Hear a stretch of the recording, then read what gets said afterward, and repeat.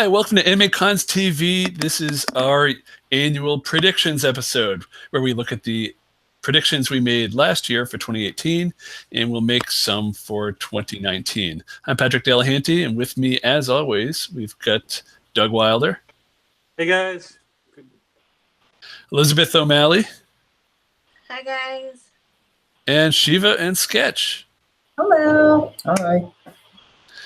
And so let's look at our predictions for this past year and see how we did. Doug, you predicted that more cons would have bag checks. And so how do you think that turned out? I don't have like exact numbers, but definitely it seemed like it's become more routine at conventions, if nothing else. Like, I think we're seeing cons that have had them in place are getting better at doing them.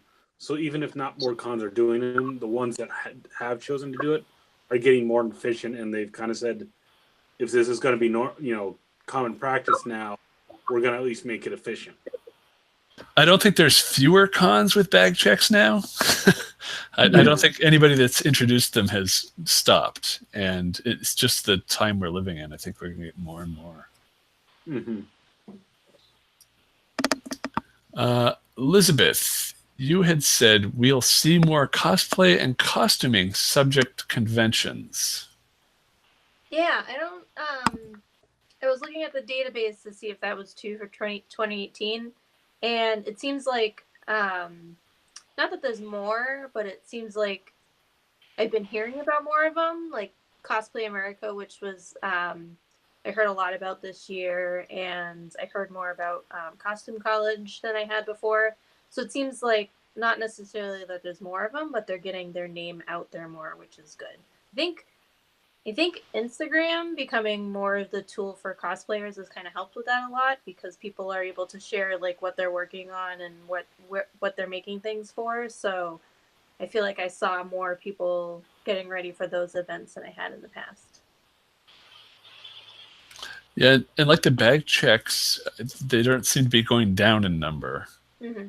I don't know if there's a lot more, but I can think of a couple new conventions that focus on cosplay, and I don't know of any that have disappeared. So, although it's not exploded, I think we'll call this a win. Now, Shiva, you had predicted the court decision on Comic-Con would affect many cons, that the trademark owned by San Diego Comic-Con would have a ripple effect throughout the world. Right. I mean, because they are such a well-known name, and now when you say Comic-Con, people automatically think of San Diego if they're not really into the convention scene. But they did have a decision.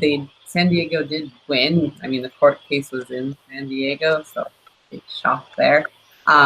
Which I think that specific lawsuit only affected the Salt Lake City one, I believe, but I think a lot of other conventions kind of saw that and decided to change their name. I think a few have gone with like the Fan Fest title, and some other ones like New York Comic Con have gone to like legally trademark or what's the word for it? Not necessarily license their name so that they can't legally come under dispute with San Diego Comic Con. So it definitely has had somewhat of a ripple effect because they are such a big player in the industry. Yeah, and for some that I've seen change their names, pop culture seems to be a key phrase that they'll put in there. Pop culture convention or pop culture expo. Which is interesting. I mean, maybe it's because we go to Dragon Con and stuff. I always think of a Comic Con as like a more of a pop culture convention, but I guess that would make sense since it's become more mainstream. I don't think the public necessarily would understand that these conventions can be more than about just like Marvel and DC and, you know, kind of the traditional comic genre where they're really kind of about everything. Like even at San Diego, it's like they announce new TV shows and movies, you know, kind of a little bit of everything. And I know there are a lot of old-time Comic-Con attendees, comic convention attendees that will get upset when something's called a Comic-Con and it's actually everything. Anything popular, because they want it to be the pure, I want to look at comic books and nothing else. Well, I mean, you can say the same thing about anime conventions. That's true. That'd be strictly on the line, like, well, we're anime, we can't have this webcomic. Avatar.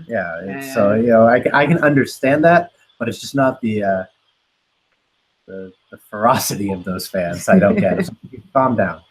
Yeah, there's even a few cons that have specifically banned cosplay because no, we're about comic books. You're not supposed to have fun here. Serious. I don't think that's the case. It's the case. Those were like toy conventions that did that, and they were finding that people were going just to hang around and cosplay, and it was taking away from their main event of the show of being like people buying and selling toys. Like they didn't even have much programming or anything like that. So I don't think it's saying like, no, you don't like fun. That's not the focus of our convention, and there's like 80 other events this weekend you can go to instead. Which you can find on fancons.com. And so, anything else? Nope. Okay. Rob, you had predicted that a certain TV-headed robot Mach 2 would happen. Yeah, we had it like a less than a 1-year-old. What were you thinking? I had hopes. Someday. If anything, if you don't shoot for the stars, you won't land among the clouds. So yeah, that was a big project, and it never actually got started. But I didn't make a lot of things this year, even being a new father. So, but you did make some stuff, so I call that a win. Yeah, a bunch of props and a certain summoner from a certain video game that is a giant walking flower. But yeah. But yeah, it didn't happen. But sometimes you just gotta try and. Well, I think it's in your future. It's in my future, but it didn't happen this year. Yeah, my prediction's also in my future. I think I suffered from some of the same stuff as you, being a new father. Although I wasn't a new father back then, I just thought, oh yeah, everything will be the same. No. Oh my God, no. Because I predicted that I would join the Rebel Legion, and I really want to, but man, I have not done an inch of sewing since Caden was born. And I also had another prediction, though, that we would hit 1,000 subscribers, and we did hit that first half of the year. Yay! Although we were really close last year, because that was my prediction the year before. So I was like, okay, we're going to hit it. So yeah, we did. So that doesn't really count. But yeah, join the Rebel Legion? No, I didn't. I did make a mouse droid, though. So if there was a droid legion, I could have joined that. The R2 builders, they don't have standards for mouse droids, so I don't think that counts. If you start building an astromech droid, that'll be interesting. I am in a chopper builders group, so we'll see. It's a lot of 3D printed parts. Fortunately, I have a 3D printer, which works sometimes. Like most 3D printers. Yeah. So 2019 predictions. Go back around. Doug, what's your prediction for next year?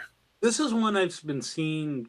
Like, I'm waiting for it to bubble over. I'm gonna take a stab and say it's gonna happen next year. Is we're gonna see the issue of service animals at conventions really pop up, because I know a lot of people have been trying to do like emotional support ones and using that as an excuse to just bring their pet with them. You've seen people that it's an emotion, it's a service animal, but they're making it cosplay and things like that. And I think something's finally going to come to a head. And I think a lot of cons are going to really have to start looking at their policies and practices that they have to enforce with both the convention and kind of whatever venue they're working at. So I'm going to say that's going to be an issue next year. I mean, I think that's going to be an issue everywhere. You're seeing it on planes and schools, and people trying to grapple with that and how to best weigh like the people who legitimately need these animals to the people who are playing the system to bring their dog in or whatever. So I think it's not just conventions. I think that's going to be a big button issue next year in a lot of arenas. Mm-hmm. Yeah, and I know it's not just dogs for the blind or stuff like that. There's a lot of things that you just can't see, and they may need a service animal for that. I think there's service animals, like if somebody's starting to suffer from a stroke, the dogs can detect that. So you can't just tell by looking at somebody if it's a real service animal or not. So Well, the only thing I do know is that you don't dress up service animals other than what they are, because they're trained. If they're a real service animal, they're trained to be a service animal. Like when people want to go pet people's service animal dogs, they're like, no, don't do that. He's on the job right now. So I don't think you would dress them up in a costume. Well, I think that's like kind of the whole difference. Yeah. What's a service animal? It's an emotional support animal, which is different and gets really hairy. Yeah, I just literally. So if you're a con organizer watching this, start doing your research. Yeah. Mm-hmm. Yeah. Elizabeth's video has gone, so Oh. I don't know. okay. Well, we'll skip ahead. Maybe it'll come back. For now, we'll skip ahead to Shiva. Here we go, we got it. Oh, you got it. Okay. Elizabeth, what you got? So mine is, I think we're going to see more conventions doing virtual tickets, streaming of big events on Twitch, YouTube, other Facebook, other platforms. I know, like Dragon Con, you can buy a virtual ticket to watch Dragon Con TV. I think VidCon had a virtual ticket. PAX has been streaming for years because they've been partnered with Twitch for so long. But I think you're going to see that a lot more, where you're going to be able to stream live events and see, and if you're not able to go to a convention, be able to see some of the stuff that's going on. And I think that's really cool. And I would love to see more of that. Yeah, I got the virtual ticket for BlizzCon because I couldn't go because baby. And I was able to, it was great because I could watch panels live, and then if there was something else I wanted to see at the same time, I could just watch the recording of that later. And then on the last day of the convention, I was busy towards the end, so I could just watch the StarCraft tournament I wanted to watch a couple days later and see the whole thing. And it was better than being there, because otherwise I'd just be watching it on a screen there anyway. And now I'm at home with headphones on. And it's almost like going to a sporting game versus watching it at home. Sometimes it's better to watch it than home than sit outside at a football game when it's 10 degrees outside, up in the nosebleed seats. Yeah, and no, I don't know about the other cons. BlizzCon's the only one I've done a virtual ticket with, and theirs is so well produced, because I know they've shown it on DirecTV as well, and they've got hosts, and they go from segment to segment, and it's really well done. And it's all video on demand too, after the fact. Yeah, I'd love to see more video on demand too. I think that would be really cool, even if it is behind a paywall, so the con can get some money from it. I think that's definitely the way to go, because streaming is just so huge right now. Yeah.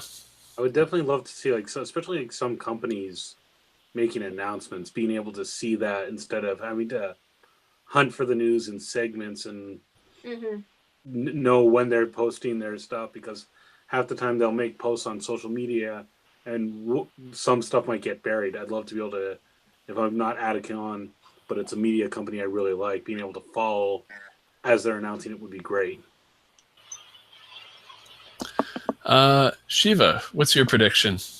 Mine's kind of silly. So I think after like 20 plus years of waiting for the Sailor Moon Stars dub, as soon as it comes out, everybody's just going to bitch about how much they hate it.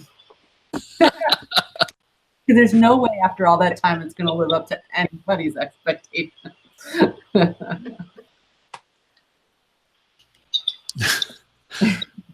Yeah, everybody's going to get it because it's been hard to see, but I think I still have it on VHS. It's not dubbed, but I watched it on Hulu right now. On YouTube like 15 years ago, and it was really well done. Oh, not the one a few years ago? No, I think it's terrible and made by a fun. Mary asks, Dear AnimeCons, would you please put Sailor Moon Season 5 in English, please? 2 pleases. Thank you, Miss Brown. Anime fans have been asking for it for a long time, so we're pleased to present the world premiere clip from the English dub of Sailor Moon Stars.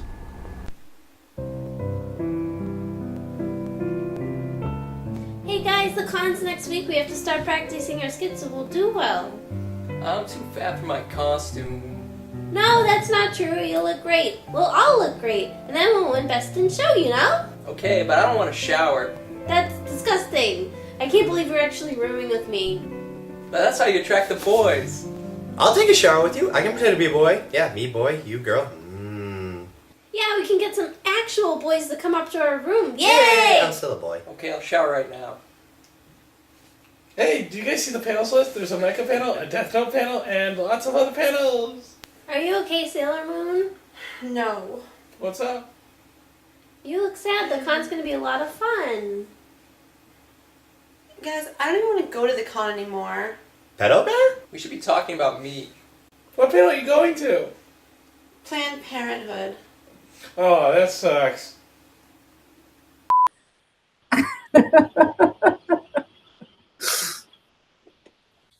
Our dub was pretty good. Rob, you got a prediction? I really don't. So I'm sitting there thinking like, and then everyone's getting all these good ones. I'm like, come on. We'll still be here in one more year. That's a good prediction. AnimeCons will still be here. All right. Well, now we're obligated to 11th season. Jeez. Numbers. Let's see. My prediction is that Anime Matsuri in 2019 will not get a single North American voice actor. They've tried booking Mary Elizabeth McGlynn and Steve Bloom, but they canceled after they discovered all of the stuff that's happened behind the scenes at Anime Matsuri with sexual harassment and a lot of other issues that the con organizers been accused of, and has also partially denied and partially taken responsibility for, and saying he's gone to treatment and classes. But yeah, there's a strong boycott effort that goes after any guests that get announced for the convention, and they try to make them aware of the issues. And so I've seen a lot of foreign guests, probably because there's a language barrier. They don't tend to cancel, because also free trip to the US. But we saw it last year with a lot of guests. There was a Steven Universe guest. They canceled on the convention, although the convention said they were announced prematurely. It was a whole weird thing. But yeah, with Steve Bloom and Mary Elizabeth McGlynn canceling, and a lot of voice actors, there's some that have publicly said they will never go to that convention because of various issues. So yeah, I don't think they're going to get any North American voice actors.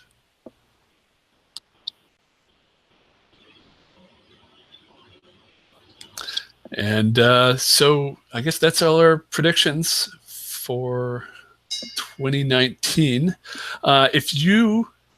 We had some viewer predictions that we asked people to put in the comments last year, so we'll go over some of those.